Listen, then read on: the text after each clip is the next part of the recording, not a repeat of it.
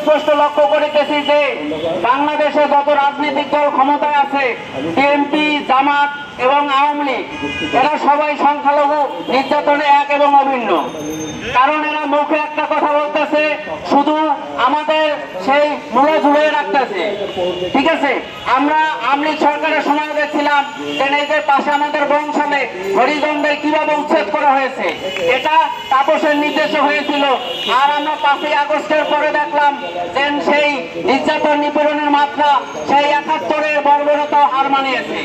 কিন্তু খুবই দুঃখের বিষয়, এই অন্তর্বর্তীকালীন সরকারের প্রধান উপদেষ্টা বা এই সমন্বয়ক যারা আছে সরকার উপদেষ্টা, তারা বলতেছে এগুলো গুজব, এগুলো হলো গুজব এবং এটা হলো ভারতের দালাল এবং এরা আওয়ামী লীগের দালাল। আরে ভাই, আমরা যদি দালাল হই, আমাদের রক্তে রঞ্জিত, আমাদের পূর্বপুরুষদের রঞ্জিতে এই বাংলাদেশ স্বাধীন হয়েছে, আমরা কিভাবে ভারতের দালাল হই ভাই? আমরা ভারতের দালাল হইলে তাহলে তোমরা ভাই কোথা কাটলো, তোমরা কাদের দালাল?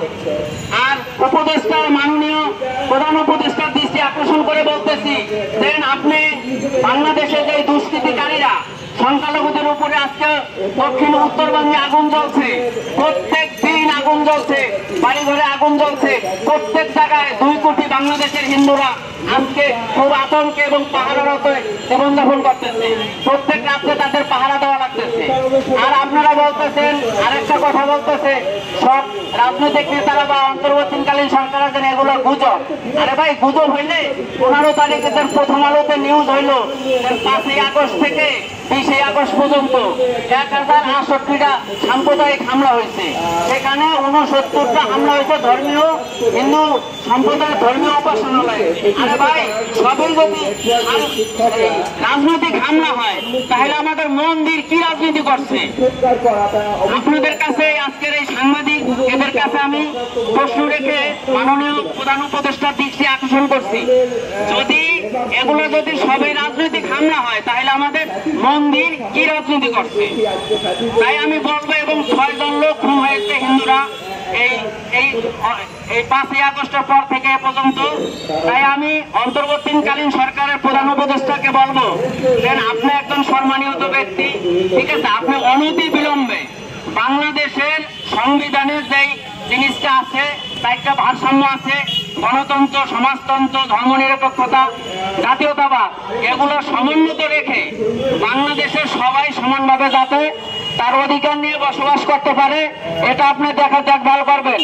আর আমাদের এখন কিন্তু আর ওই যে আমাদের ভিতরে হিন্দু সম্প্রদায়ের যে দালাল ছিল, তারা কিন্তু এমনিতেই বয়কট হয়ে গেছে। এখন যারা নতুন প্রজন্ম, এরা কিন্তু আপনাদের এই যে কলাকৌশল এগুলো বুঝে গেছে। অতএব এই সমস্ত টালবাহানা না করে অনতি বিলম্বে হিন্দুদের প্রতি যে নির্যাতন, নিপীড়ন, নিগৃহীত ধর্মীয় উপাসনালয় এবং প্রত্যেকটা ঘটনা সুষ্ঠু তদন্ত সাপেক্ষে দোষীদের অতি দ্রুত বিচারের আওতায় আনবেন। আর যে সমস্ত ব্যবসা প্রতিষ্ঠানে হামলা হয়েছে হিন্দু সম্প্রদায়ে, তাদের ক্ষতিপূরণ এগুলো দ্রুত বাস্তবায়ন করবেন।